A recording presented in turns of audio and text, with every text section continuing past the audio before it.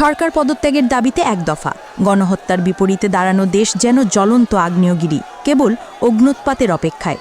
একদিন পরে long March two Dhaka কর্মসূচি এগিয়ে আসে 5ই আগস্ট। সরকারের ঘোষণায় তখন অনির্দিষ্টকালের কারফিউ। স্টেপ ডাউন হাসিনা দাবিতে সারা দেশের সাধারণ ছাত্র জনতার গন্তব্য হয়ে ওঠে রাজধানী। 5ই আগস্ট ভোর থেকেই থমথমে ঢাকা, ভুতুরে এক বোবা নগরী যেন। কোটা সংস্কারের দাবি থেকে সরকার পদত্যাগের এক দফায় রূপ নেয়া আন্দোলনের চূড়ান্ত কর্মসূচিতে ঢাকা অভিমুখী ছাত্র জনতার স্রোত তাকিয়ে অনিশ্চিত ভবিষ্যতের দিকে। পথে পথে সেনাবাহিনীর অবস্থান, কারফিউ চলাকালীন সে সকালে প্রতিপক্ষ বুনে যাওয়া ব্যারিকেডের দিকে সম্মান আর ভয়ের মিশেলে জিজ্ঞাস্য দৃষ্টি উৎকণ্ঠিত নাগরিকের। নগরীর অলিগলি থেকে উকি দিতে থাকে নির্ঘুম রাত পার করা উদ্বিগ্ন জনতার মুখ। সেই দিনের শুরুতে সেনা সদস্যের নিষেধাজ্ঞা তখনও অমান্য করতে দেয়নি কেউ, কিন্তু তাদেরকে সরিয়ে দেওয়ার জন্য আমরা দেখেছি সেনাবাহিনী এগিয়ে গিয়ে তাদেরকে সরিয়ে দিয়েছে। উত্তেজনা, উৎকণ্ঠা, শঙ্কা আর ঝুঁকি কত রকম দোলাচালে গড়াতে থাকে সময়।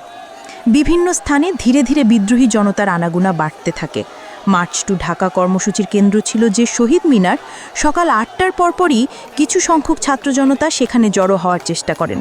আগে থেকেই অবস্থান নেওয়া বিপুল পুলিশ সদস্য তখন আগ্রাসী ভূমিকায় গুলি আর টিয়ার শেলেই ছত্রভঙ্গ করে দেয় জনতার অবস্থান।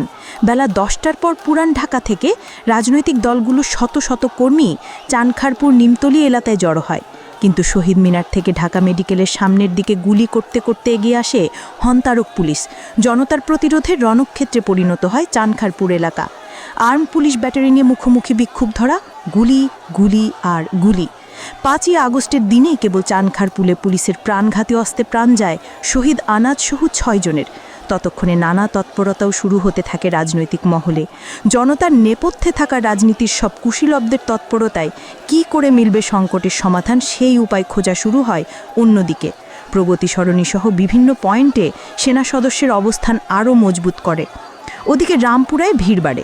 এই অবস্থায় শহরের পূর্ব দিকে বিক্ষোভের নিউক্লিয়াস হয়ে ওঠে যাত্রাবাড়ি। ঢাকা চট্টগ্রাম মহাসড়ক দখলে নেয় সব শ্রেণী পেশার মানুষ। কে জানত 5 আগস্ট সেই যাত্রাবাড়িতে তখনও অপেক্ষা করছিল মধ্য দুপুরের বর্বরতা। সকাল থেকে 1-2 করে জড়ো হওয়া মুক্তিকামী মানুষ কখন যে রাজধানীর আরেক প্রান্ত উত্তরায় ঢল আকারে নেমে এলো, সময়ের কাঁটায় তা কেউ হিসেব করে দেখেনি। দিনের আলো যত স্বচ্ছ আর পরিষ্কার হচ্ছিল, সূর্য যত উজ্জ্বল আলো ছড়াচ্ছিল, ততই যেন মানুষেরই সৃষ্ট, মানুষেরই অংশগ্রহণের এক মহাপ্রলয়ের ইঙ্গিত স্পষ্ট হচ্ছিল ঢাকার প্রবেশ মুখগুলোয়।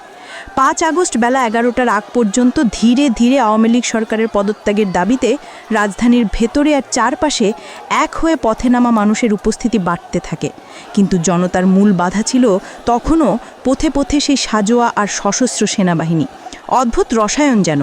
কারফিউ ভেঙে নেমে আসা ছাত্র নাগরিক দল সেনাবাহিনীর ব্যারিকেডের মুখে দাঁড়িয়ে অপেক্ষায়। তবে কি পরম বিশ্বস্ত সেনাদল মুখোমুখি হবে জনতার?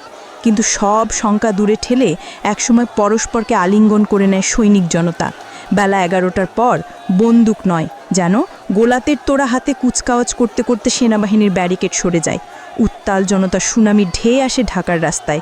গন্তব্য হয়ে ওঠে গণভবন আর সংসদ ভবন।